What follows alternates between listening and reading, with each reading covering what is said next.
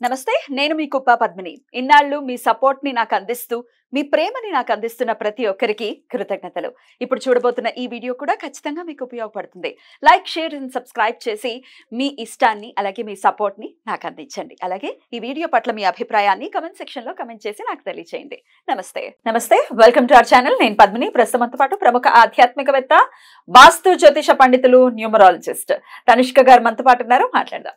నమస్తే తనిష్క గారు. నమస్తే అమ్మా. నవగ్రహాల్లో గురువు ఆస్పిషియస్ ప్లానెట్ గా చూస్తారు ఖచ్చితంగా. అలాగే మన జీవితాల్లో కూడా గురువు ఖచ్చితంగా ఉండాలి. ఒక సన్మార్గంలో మనం నడవాలి అన్నా, ఏం చేయాలో తెలియట్లేదు అనుకున్న వాళ్ళకి గురువే దైవంకి మించి కదా గురువు. మరి గురువుని ఎలా అండి, గురువుని ప్రసన్నం చేసుకోవటం ఎలా, మా గురువుని ఎలా మేము తెలుసుకోవాలి? గురువుకు సంబంధించి చాలా రకరకాల సందేహాలు ఖచ్చితంగా ఉంటాయి. గురువు అనుగ్రహాన్ని పొందటం ఎలా తనిష్క గారు? ఓకే అమ్మా. ఇప్పుడు గురువు అనేటప్పుడు ఎందుకంటే మన ఒక మంచి దారికి తీసుకెళ్లేవాడు గురువు ఖచ్చితంగా. ఎందుకంటే మనకు తెలియదు ఏ డెసిషన్ ఏ టైమింగ్ లో ఎప్పుడు తీసుకోవాలి అనేది కూడా తెలియకుండా బాధపడే వాళ్ళు కూడా గురువుదా మంచి మార్గం చూపించి తీసుకెళ్తాడు. అయితే అప్పట్లో కాలంలో కూడా రాజులకు తప్పకుండా ఒక గురువు అనేది ఉండేవారు, కులగురువులు ఉండేవాళ్ళు. ఎందుకంటే వాళ్ళకి సంబంధించింది వాళ్ళకి ఈ టైం మీరు ఇది చెయ్యండి, ఇది చేసి ఈ టైమింగ్ లో మంచిగా జరుగుతుందని వాళ్ళకి ఒక గైడ్ చేసి చెప్పేవాళ్ళు. గురువు లాంటి వాళ్ళు లేకపోతే వాళ్ళకి కూడా అసలు కరెక్ట్ దారికి వెళ్ళలేకుండా పోతారు, ఏ డెసిషన్ తీసుకోలేదని బాధపడుతూ ఉంటారు, అంటే కరెక్ట్ డెసిషన్ తీసుకోలేకుండా పోతారు. సరే, చాలా మందికి ఏంటంటే కొంతమంది దగ్గర గురువు ఉపదేశం తీసుకొని సో వాళ్ళు ఎప్పుడు పూజించే వాళ్ళు ఉంటారు కదా. ఇప్పుడు కొంతమంది చూడండి, ఇప్పుడు వాళ్ళకి పర్టికులర్ గా ఒకరిని గురువుగా వాళ్ళు కానీ అసలు మొక్కడం స్టార్ట్ చేస్తారు. కొంతమంది సాయిబాబాని గురువుగా తీసుకుంటారు, కొంతమంది దత్తాత్రేయుని గురువుగా తీసుకుంటారు, కొంతమంది ఏంటంటే సుబ్రహ్మణ్య స్వామి పెరియవర్ని కూడా పెరియవరాన్ని అసలు పెరియవాన్ అంటారు.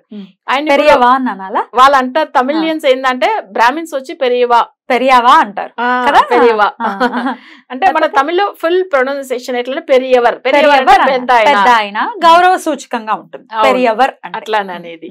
సో అట్లా ఆయన్ని గురువుగా తీసుకునే వాళ్ళు ఉంటారు. ఎందుకంటే ఇప్పుడు మా మేడం కూడా గురువు ఆయననే అట్లా మొక్కుతుంది ఆమె అసలు. సో ఇట్లా మన ఏంటంటే జాతకంలో కొంతమందికి గురువు ఫలితం ఉన్నప్పుడు వాళ్ళకి ఏదో ఒక మంచి గురువు ద్వారా వాళ్ళకి బ్లెస్సింగ్స్ దొరుకుతుంది. అసలు ఎప్పుడైనా చూడండి, మాతా పిత గురువు దైవం, దైవం తర్వాతనే వస్తుంది. ఫస్ట్ తల్లి, తర్వాత తండ్రి, తర్వాత గురువు. గురువు వచ్చి మనకి ఈ దేవుళ్ళని మొక్కాలి, ఇది చేయవాలి, మీరు ఈ మంత్రోపదేశం పాటించండి అని అనేటప్పుడు అది మంచిగా అనిపిస్తుంది. ఆ దేవత కూడా వెంటనే మనకు ఫలితం ఇస్తాడు కదా. గురు వాక్ అసలు నిజం.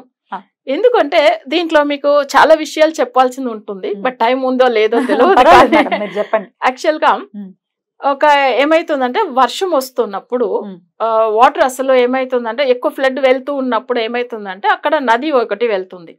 బట్ ఆ గురువుకి వచ్చి ఏమైపోయిందంటే ఇక్కడ నుంచి బట్ అటు సైడ్ ఆపోజిట్ సైడ్ వెళ్ళాలి. కానీ ఈ ఫ్లడ్ వల్ల ఏమైతుందంటే అక్కడ అసలు ఆ నదిలో ఎక్కువ వాటర్ పోయేదాని వల్ల ఇతని వల్ల వెళ్ళలేకుండా బాధపడి కూర్చుంటారు. సరే, ఆకలేస్తుంది, బట్ శిష్యుడు పక్కన కూర్చున్నాడు.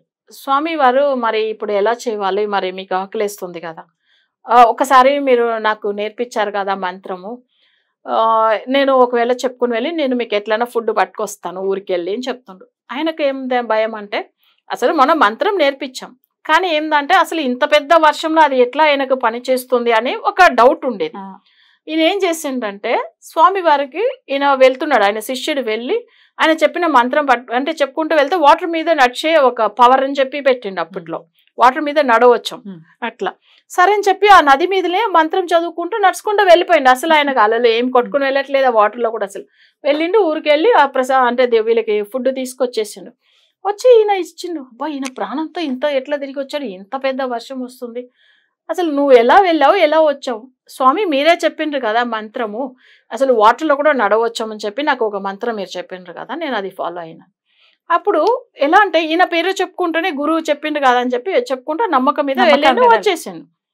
ఈయనకి ఇంకా భయం ఎక్కువైంది, అసలు ఎట్లా సాధ్యమవుతుంది అట్లా అని చెప్పి. సరే అని చెప్పి ఈయన ఏం చేశాడు, ఫుడ్ తిన్నాడు. మళ్ళీ ఆయన తీసుకెళ్ళి శిష్యుని తీసుకెళ్ళి సరే నాకు ఒక్కసారి ఆ మంత్రం చెప్పి గుర్తు చేయవా అని ఆయన అంటుండు. సరే అని చెప్పి ఈయన చెప్తున్నాడు. ఈయన ఏం చేస్తున్నాడు, ఈయన చెప్తే నీళ్ళకి కొట్టుకుని వెళ్తున్నాడు స్వామివారు గురువు. యాక్చువల్ గా ఈయన గురు చెప్పింది మంత్రముని భగవంతుని అట్లా నమ్మకం మీద వెళ్ళిండు. ఆయన అక్కడ పని చేసింది నమ్మకం అసలు. తర్వాత ఏమైందంటే మళ్ళీ ఇక్కడ రిటర్న్ వచ్చి అయ్యో నన్ను కాపాడవంటే మళ్ళీ ఈయన మంత్రం చదువుకుంటూ వెళ్ళి తీసుకెళ్ళి చెప్తాను. ఎందుకు అసలు నీకు ఫలితం వచ్చింది అంటే ఆయననే అంటున్నాడు గురు, నువ్వు నమ్మకం నా మీద గురు మీద పెట్టుకున్న నమ్మకం, నాకు ఆ నమ్మకం లేదు కదా, నీకు నేను ఒక మంచి గురు దొరికాను, నన్ను నువ్వు నమ్మావు, ఆ గురు నమ్మకం అనేది నీకు ఉంది అంటే గురు మీద నమ్మకం పెట్టుకున్నాడు, గురు కాపాడాడు ఆయన్ని. బట్ ఈయనకు ఆ గురువు మీద ఈయనకు నమ్మకం లేదు, ఈయన డౌట్తోనే కదా చేస్తుండ్రు. అదే ఒక్కటి చెప్పింది ఆయన. ఎప్పుడైనా కానీ మనం కూడా చూడండి, గురుని నమ్మామంటే ఆ నమ్మకం మీద వెళ్ళాలి, ఆయన చెప్పిన ఉపదేశంది కరెక్ట్ ఫాలో కావాలి. అసలు నిజంగానే దేవుడి మంత్రాలు వాళ్ళు ఇచ్చినప్పుడు ఇది ఇట్లాదా చేయాలి అని చెప్తే చాలు. ఎందుకు ఈ మాట చెప్తున్నానంటే ఏజ్ చిన్న వాళ్ళుగా కూడా ఉండవచ్చు, కానీ పెద్దవాళ్ళకి కూడా ఉపదేశం చేయవచ్చు. ఎందుకంటే ఏజ్ బట్టి కాదు, ఏజ్ కాదు ఇక్కడ మ్యాటర్, అసలు నిజం చెప్పాలంటే. ఎందుకు మీకు ఈ మాట చెప్తున్నానంటే, ఒకసారి మా అత్తమ్మకు చాలా సీరియస్ అయిపోయింది, హెల్త్ ఇష్యూస్. అసలు డాక్టర్ దగ్గర వెళ్తున్నారు, రెగ్యులర్ ట్రీట్మెంట్, ఏది సెట్ అవ్వలేదు. ఒకసారి ఆమెను కూర్చోపెట్టి మంత్ర ఉపదేశం 3 సార్లు చెప్పేత్తమ్మా చాలా బాగా అయిపోతావు. అసలు ఏం లేదు, ఆంజనేయ స్వామి మంత్రం చెప్పించాను. ఆమె వెళ్ళింది, అసలు హాస్పిటల్ అడ్మిట్ చేశారు. అసలు ఉదయమే వచ్చి అసలు ఆ ఆంజనేయ స్వామి దర్శనం ఇచ్చి ఆమెకు నీకేం ప్రాబ్లం లేదు, నువ్వు బాగుంటావని ఆమెకు బ్లెస్సింగ్స్ చేశాడు. ఇంటికి వచ్చి ఆమె నా చేయిలు పట్టుకుని ఏడ్చేసింది మా అత్తమ్మ. ఆమె పెద్ద ఏజ్, అసలు అయినప్పటికీ అసలు నేను ఒక్క విషయం చెప్పాను, నువ్వు నమ్మకంతో అత్త చేసావు, అందుకే నీకు చాలా మంచిగా అనిపించింది. నిజంగా దేవుడి దర్శనం ఎలా ఉన్నారని కూడా చెప్పింది ఆమె. అసలు చాలా గ్రేట్ అనిపించింది. ఎందుకంటే ఒక గురువు ఉంటే మన మంచి దారికి తీసుకెళ్తారు. యాక్చువల్ గా ఇంకొకటి మన గురువు గురించి చెప్పాలి అంటే, చాలా మందికి గురువు అంటేనే స్టడీకి ఇంపార్టెంట్, మన గురువు ఉందా నమ్ముతాం కదా. చదువు పిల్లలకు మేజర్ బాగుండాలంటే జాతకంలో గురు ఫలితం ఉండాలి. ఇప్పుడు నేను ఇంత ముందుగా కొన్ని కథలు కూరతాళ్వాన్ గురించి చెప్పాను. కూరతాళ్వాన్ ఎంత మంచి గురువు అంటే, అసలు నిజంగా చెప్పాలంటే రామానుజుడికి ఆయన శిష్యుడు, కానీ ఆయన గురువు గురించి ఈయన ఎన్ని త్యాగాలు చేశారు తెలుసా. ఈయన అసలు చెప్పాలంటే తను కళ్ళుని కూడా పీకి ఇచ్చేసాడు అసలు ఆఖరికి. రామానుజర్ గురించి ఎవరు, కూరతాళ్వాన్. ఎందుకంటే 1000 ఏండ్ల కింద శివకులం వైణవకులం ఇద్దరికి గొడవలు ఉన్నాయి. శివుడే పెద్ద అని వీళ్ళు చెప్పేది విష్ణుమూర్తి పెద్ద అని. అప్పుడు రామానుజర్ని అనుకుని కూరతాళ్వాన్ని పట్టుకెళ్ళిపోతారు అప్పట్లో రాజులు. అప్పుడు ఏమంటారంటే, నీ పేరేమంటే, ఓహో వీళ్ళు శిక్షించేదానికే తీసుకొచ్చారు, రామానుజుడా నువ్వు అట్లానంటే అవును చెప్తాడు. సరే అప్పుడైతే నువ్వు చెప్పు, శివనామం చెప్పు అంటే, లేదు నేను విష్ణునామమే చెప్తాను. అప్పుడు ఏం చేస్తాడంటే, రామానుజుడు అంటే ఎందుకు అక్కడ అబద్ధం చెప్పాడు, గురువుని కాపాడేదానికి. సో అప్పుడు ఆయన కళ్ళుని పీకండి అని చెప్పేస్తాడు. అసలు కూరతాళ్వాన్ కళ్ళని పీకేస్తారు. ఉంటే కూడా ఆయన దేవుడు పవర్ కదా, అసలు తనకు ఉంటే కూడా ఆత్మకు అంటే వాళ్ళ కళ్ళతో కనిపిస్తుంది అన్ని విషయాలు. కళ్ళు పీకినా కూడా దేవుడే ఉన్నాడు కదా. తర్వాత ఏమైతుందంటే, ఈయన వచ్చి చదువుకు చాలా ఇంపార్టెంట్, కళ్ళు ప్రాబ్లం ఉండే వాళ్ళకి కూడా కూరతాళ్వాన్ మొక్కితే మంచిగా. ఎక్కడున్నారు స్వామివారి గుడి? ఏదైనా గుడి ఉంది, ఎక్కడ? కాంచీపురం డిస్ట్రిక్ట్ లో ఉంది. కూరంని ఒక విలేజ్, కూరం ఆయన పేరే కూరతాళ్వాన్, అందుకే ఊరు పేరే కూరం. అట్లానే ఒక ఊరు, అక్కడ ఆయన టెంపుల్ ఉంది.